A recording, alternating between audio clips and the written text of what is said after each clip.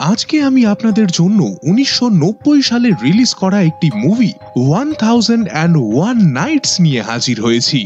গল্পটা শুরু হয় ১৬০০ শতকের একটা শহর থেকে এবং সেখানে আমরা জিমি নামের একটা লোককে দেখতে পারি।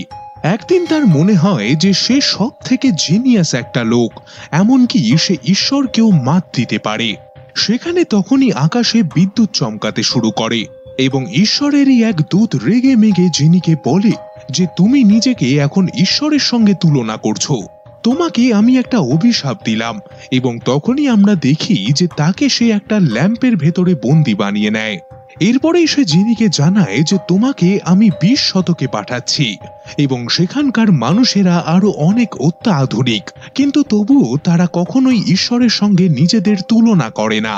তোমাকে এই লোকেদের থেকে শিক্ষা নিতে হবে যাতে তোমার ওই ভুল ধারণাগুলো একটু বদলায়। জিমিকে এখন এই দুনিয়াতে থেকেই সমস্ত লোকেদের থেকে আদব কায়দা শিখতে হবে এবং তখনই সেই ঈশ্বরের দূত তাকে জানায় যে এই টিভির সাহায্যেই সে আবার তার পৃথিবীতে ফিরে যেতে পারবে, কিন্তু এর জন্য একটা শর্ত রয়েছে। যখন কোনো মানুষ তার সেই ল্যাম্পটা খুঁজে পেয়ে সেটাকে ঘষবে তখনই সে একমাত্র যেতে পারবে এবং যেই লোকটা তার ল্যাম্প খুঁজে পাবে সেই তার মালিক হবে এবং যিনি হবে তার চাকর, এবং তার সব মনের ইচ্ছা তোমাকেই পূরণ করতে হবে। এবং তখনই সেই ঈশ্বরের দূতের আওয়াজ আসা বন্ধ হয়ে যায় এবং যিনি এখন সেখানেই ফেঁসে গেছিল। এরপরে আমরা সেই প্রাচীন শহরে মুস্তাফা নামের একটা লোককে দেখি এবং তার সঙ্গে তার ২ সন্তান রয়েছে। মুস্তাফার পেশা ছিল যে সে জল্লাদ এবং আজকে তার ছেলেরা জেদ করেছে যে তারা তার সঙ্গে তার কাজ দেখতে যাবে। মুস্তাফার সেই ২টো সন্তানই ভীষণ জেদি ছিল এবং তারা একবার যেই জিনিসটা ডিসাইড করত সেটা তারা করিয়েই ছাড়ত। আজকে মুস্তাফা সেই মহলে আসে এবং সেখানে একটা লোকের গলা কাটতে হবে। সে তার সন্তানদের বলে যে তোমরা ওই দূরে গিয়ে বসো, আর একটাও শয়তানি করলে রাতে সমস্ত খাবার আমি একাই খেয়ে নেব। এরপরেই আমরা দেখি যে সেই মহলের সৈন্যরা সেই মহলের রানী সোফিয়াকে ধরে নিয়ে আসে এবং তার কিছু শাস্তির কারণে আজ তাকে বলি দেওয়া হবে।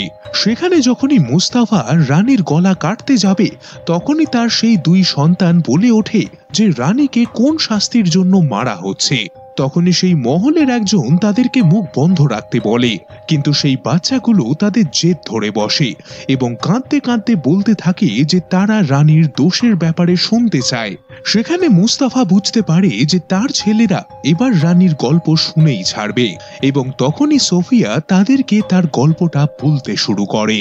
সে বলে যে একটা সময় এই রাজ্যে একটা রাজা ছিল এবং তার নাম কিং। তার ফুল, নাচ, গান, ব্যায়ামে ভীষণ ইন্টারেস্ট ছিল এবং তার মুড সব সময় ফুরফুরে থাকতো। তার এই মুডের কারণেই তার মন্ত্রীকে অনেক সময় অনেক বিপদের মুখে পড়তে হয়, কারণ সে তার মন্ত্রীকে মাঝে মাঝে এমন কিছু আদেশ দিত যেটা সে কোনো মতেই আর পূর্ণ করতে পারত না। কিং এর শিকার করতেও ভীষণ ভালো লাগতো, কিন্তু সে বাঘেদের শিকার করত না, সে খরগোশের শিকার করত। আর এমনই একদিন সে তার শিকার করে তাড়াতাড়ি ফিরে আসে এবং যখনই সে তার রানীর ঘরে ঢুকতে যাবে সে দেখে যে তার রানী কোনো অন্য পুরুষের সঙ্গে রয়েছে। এইটা দেখে কিং ভীষণ রেগে যায় আর সমস্ত জিনিস সে ভাঙচুর করতে শুরু করে এবং সেই ভাঙচুরের ফলেই সেই রানী সেখানে মারা যায়।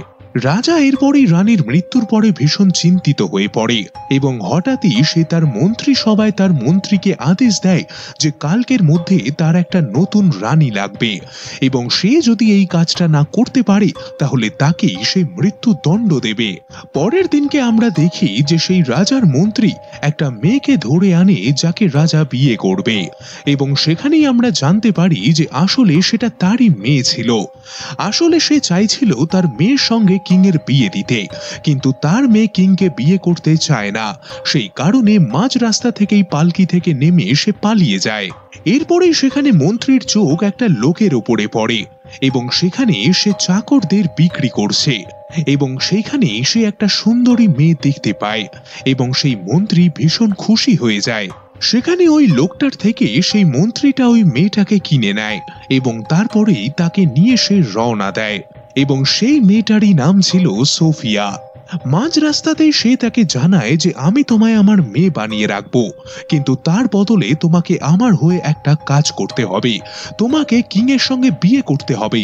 এবং সেখানে মন্ত্রীর কথা শুনে সোফিয়াও ভীষণ খুশি হয়, কারণ সেও মনে মনে রানী হতে চেয়েছিল। এরপরে সেদিন রাতের বেলা সোফিয়াকে একেবারে রেডি করে কিং এর সামনে আনা হয়, এবং সেখানে সোফিয়ার এমন একটা সুন্দর রূপ দেখে কিং এর মন গলে যায়, আর সে তাকে বলে যে আমি তোমায় বিয়ে করতে চাই। এবং এই ধরনের জিনিসপত্র শুনে সেখানে সোফিয়া খুশির চোটে অজ্ঞান হয়ে মাটিতে লুটিয়ে পড়ে। এরপরেই আমরা দেখি যে কিং সেই অজ্ঞান হয়ে পড়ে থাকা সোফিয়ার হাতেই আংটি পরিয়ে দেয়, কারণ কিং তাকে পছন্দ করে ফেলেছে। এরপরেই সে তার জ্ঞান ফেরানোর অনেক চেষ্টা করে, কিন্তু কোনো মতেই সে তার আর জ্ঞান ফেরাতে পারে না। পরের দিন সকালে আমরা দেখি যে কিং ভীষণ রেগে গেছিল, আর সে তার মন্ত্রীকে ডেকে পাঠায় এবং তাকে বলে যে তোমার মেয়ে খুবই সাধারণ একটা মেয়ে, সে তো বিয়ের নাম শুনেই অজ্ঞান হয়ে গেছে, আর আমি তাকে কোনো মতেই আর জ্ঞানে ফেরাতে পারছি না। তোমার মেয়ের এইরকম ব্যবহার আমার একেবারেই ভালো লাগলো না, সেই কারণে আমি তাকে জেলে পাঠানোর আদেশ দিচ্ছি। সেখানে মন্ত্রী সেই কিং এর আদেশ অনুযায়ী সোফিয়াকে জেলে নিয়ে যেতে থাকে, কিন্তু তখনই সোফিয়া মন্ত্রীকেই হুমকি দেয় যে আমায় যদি জেলে ঢুকতে হয় তাহলে আমি কিংকে বলে দেব যে আমি তোমার মেয়ে নই, বরং তুমি আমাকে রাস্তা থেকে কিনে এনেছো। সেখানে সোফিয়ার এই হুমকিটা কাজে লেগে যায় এবং মন্ত্রী তাকে লুকিয়ে রাজমহল থেকে বাইরে পালাতে সাহায্য করে। মন্ত্রী এরপরেই সেই লোকটার কাছে সোফিয়াকে নিয়ে আসে যেখান থেকে সে তাকে কিনেছিল, এবং তাকে সে হুমকি দেয় যে সোফিয়া এবং তুমি এই শহর থেকে অনেক দূরে চলে যাও, নয়তো আমার সৈন্যরা যদি তোমায় দেখতে পায় তাহলে মেরে ফেলবে তোমাদের। আসলে মন্ত্রী ভয় পাচ্ছিল যে কিং যদি জানতে পারে এই সত্যিটা তাহলে তারও বিপদের শেষ নেই। সোফিয়ার এরপরেই নজর একটা জোয়ান ছেলের উপরে পড়ে এবং সে সঙ্গে সঙ্গে তার কাছে দৌড়ে যায়। সোফিয়া সেখানে কিং এর দেওয়া ওই দামি আংটিটা সেই ছেলেটার হাতে দিয়ে বলে যে তুমি এটা ওই লোকটাকে দিয়ে আমায় কিনে নাও, এবং তার পরের কথা আমি তোমায় পরে বলছি। এবং তখনই সেই ছেলেটা ঠিক তাই করে, এবং তখনই দেখা যায় যে কিং এর সৈন্যরা সোফিয়াকে খুঁজতে বাইরে বেরিয়ে আসে, এবং সোফিয়া সেই ছেলেটাকে সেখান থেকে পালিয়ে নিয়ে গিয়ে একটা জায়গায় লুকিয়ে পড়ে। সেই ছেলেটার নাম আলাদিন ছিল এবং সে একটা চোর ছিল। এরপরেই আমরা দেখি যে তাদের সেখানে ভীষণ খিদে পায় এবং সোফিয়া আবর্জনা থেকে কিছু জিনিসপত্র বের করার চেষ্টা করে যেগুলোকে বিক্রি করে তারা টাকা কামাতে পারবে। এবং সেখানেই খুঁজতে খুঁজতে সোফিয়া একটা ল্যাম্প পায়, আর সে সেটাকে বিক্রি করতে বাজারের দিকে যায়। বাজারে বিক্রি করবার আগে সে ওই ল্যাম্পটাকে ঘষে মেজে একটু পরিষ্কার করে নেয়, যাতে সে সেটার ভালো দাম পেতে পারে। সেখানে ওই ল্যাম্পটা ঘষা মাত্রই ভেতর থেকে জিমি বেরিয়ে আসে, এবং সে তখনই সোফিয়াকে বলে যে আপনি আমার মালিক, আপনার যা হুকুম সব আমি মাথা পেতে নেব। সোফিয়া তখনই তাকে আদেশ দেয় যে তার অনেক সোনা চাঁদি লাগবে, কিন্তু তখনই জিমি বলে যে আমি বেশি শক্তিশালী নই, আমি তোমাকে সেইগুলোই দিতে পারবো যেগুলো আমার বাড়িতে এই মুহূর্তে রয়েছে। এবং সোফিয়া তখনই বলে যে আমার এই মুহূর্তে খাবার লাগবে, এবং তখনই আমরা দেখি যে জিমি আবার তার সেই 20 শতকের বাড়িতে ফিরে আসে, এবং সেখানে সে তার প্রতিবেশীর বাড়ি থেকে কিছু খাবার নেয় আর সেগুলোকেই সে সোফিয়ার হাতে তুলে দেয়। এরপরেই আমরা দেখি যে সোফিয়া আর আলাদিন বসে বসে সেই সুস্বাদু খাবারগুলো এনজয় করে। পরের দিন আমরা দেখি যে সেই সৈনিকরা সোফিয়াকে খুঁজে পেয়ে গেছে এবং তাকে ধরে তারা কিং এর দিকে নিয়ে যাচ্ছে, এবং আলাদিন তখনই তাকে বাঁচানোর জন্য সেই ল্যাম্পটা খুঁজতে শুরু করে, আর জিমি সঙ্গে সঙ্গে বাইরে বেরিয়ে আসে। এইবারে জিমি সোফিয়াকে বাঁচানোর জন্য তার প্রতিবেশীর বাইক নিয়ে এখানে চলে আসে, এবং ওই বাইকে করেই আলাদিন আর জিমি সোফিয়াকে ফলো করছে। কিন্তু সেই প্রাচীন যুগে একমাত্র তারাই জিমিকে দেখতে পারবে যারা এই ল্যাম্পের ব্যবহার করেছে, এবং তখনই আলাদিন সোফিয়াকে ওই সৈনিকদের থেকে নিয়ে অনেক দূরে পালিয়ে আসে। আলাদিন এখন সোফিয়া আর জিমির এইসব কাজকর্ম দেখে ভীষণ ভয় পেয়ে যায়, সেই কারণে সে সোফিয়াকে ছেড়ে পালিয়ে যাওয়ার সিদ্ধান্ত নেয়। অন্যদিকে রাজা তার সৈনিকদের উপরে ভীষণ রেগে রয়েছে, কারণ তারা সোফিয়াকে খুঁজেই পায়নি। এবং কিং যেহেতু এতগুলো দিন সোফিয়াকে দেখতে পায়নি, সেই কারণে তার মন মেজাজ ভীষণ খারাপ হয়ে যায়। সোফিয়া এখন তার হুলিয়া বদলে একেবারে একটা অচেনা ব্যক্তিতে পরিণত হয়েছে এবং তখনই সে একটা লোকের দ্বারা জানতে পারে যে তাদের রাজ্যের রাজার মুড একেবারেই ভালো নেই, কারণ সে তার রানীকে খুঁজে পাচ্ছে না। এবং তখনই সোফিয়া সেই রূপ ধারণ করেই রাজার কাছে যায় এবং তার মন খারাপের কারণ সে তাকে জিজ্ঞাসা করে। সেখানে কিং সোফিয়াকে জানায় যে সে যেই মেয়েটাকে ভালোবাসত তাকেই সে বিয়ে করেছিল, কিন্তু রেগে মেগে সে তাকে জেলে পাঠানোর ডিসিশন জানিয়ে দেয়।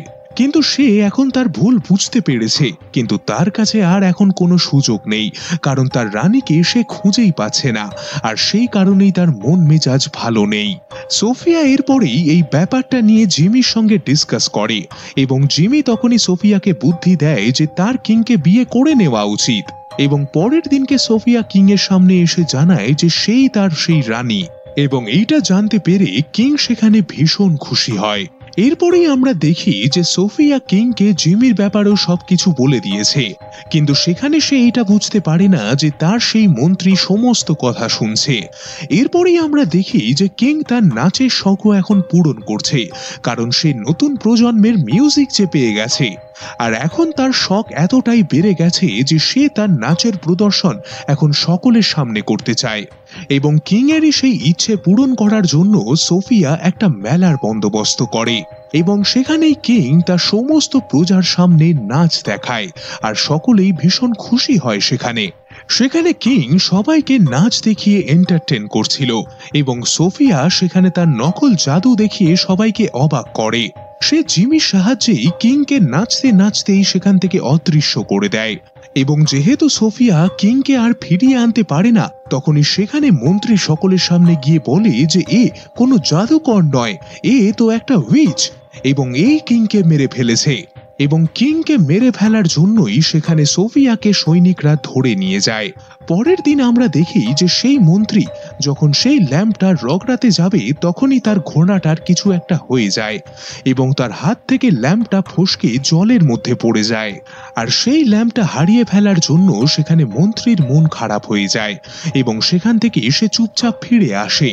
অন্যদিকে আমরা দেখি যে কিং এখন জিমির সঙ্গে তার বাড়িতেই ফেঁসে রয়েছে এবং তারা অপেক্ষা করছে যে সোফিয়া আবার কখন তাদের বাইরে ডেকে পাঠাবে, কিন্তু সোফিয়াকে তো এখন বন্দি বানিয়ে দেওয়া হয়েছে এবং তার নিজেরই আর কোনো লাইফের গ্যারেন্টি নেই।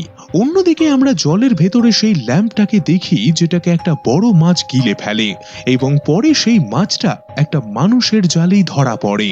সেখানে ওই মাছটার পেট কেটে সে একখানা ল্যাম্প পায়, কিন্তু ওই পুরনো ল্যাম্পটা তার কোনো কাজের নয়, সেই কারণে সেটাকে সে ফেলে দেয়। এবং তখনই সেখানে একটা পাখি আসে এবং সেটাকে সে তার খাবার জিনিস ভাবছিল, তাই সেটাকে সে তার সঙ্গে তুলে নিয়ে যায় এবং খাবার জন্য সে সেটাকে বারবার ঘষতে থাকে। এবং তখনই আমরা দেখি যে জিমি সঙ্গে সঙ্গে সেই 1600 শতকে চলে আসে। সেখানে সে সোফিয়াকে খুঁজে বের করে এবং সোফিয়া তখনই মন্ত্রীর সেই কাজের ব্যাপারে তাকে জানায় এবং সে বলে যে কাল সকালে আমাকে মেরে ফেলা হবে, তুমি আমাকে দয়া করে এখান থেকে বাঁচাও। এরপরেই আমরা দেখি গল্পটা আবার প্রেজেন্ট টাইমে শিফট করে যায়, যেখানে সোফিয়া তার সেই গল্পটা বলে শেষ করে এবং এখন মন্ত্রীর আদেশেই সোফিয়াকে মেরে ফেলা হচ্ছে। অন্যদিকে আমরা দেখি যে জিমি কোথাও থেকে একটা হেলিকপ্টার জোগাড় করে ফেলেছে এবং সে কিংকে নিয়ে এখন সোফিয়াকে বাঁচাতে আসছে।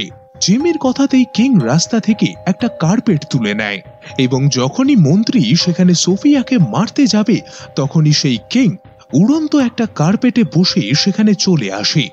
আসলে সে জিমির হেলিকপ্টারেই বসেছিল, কিন্তু যেহেতু লোকেরা জিমির হেলিকপ্টার দেখতে পারছে না, সেই কারণে সকলে ভাবে যে কিং ওই জাদুই কার্পেটে করে সোফিয়াকে বাঁচাতে এসেছে এবং কিং প্রথমে সেই মন্ত্রীকে ধরে নিয়ে যাওয়ার আদেশ দেয় এবং সেখানে কিং সোফিয়াকেও বাঁচিয়ে নেয়।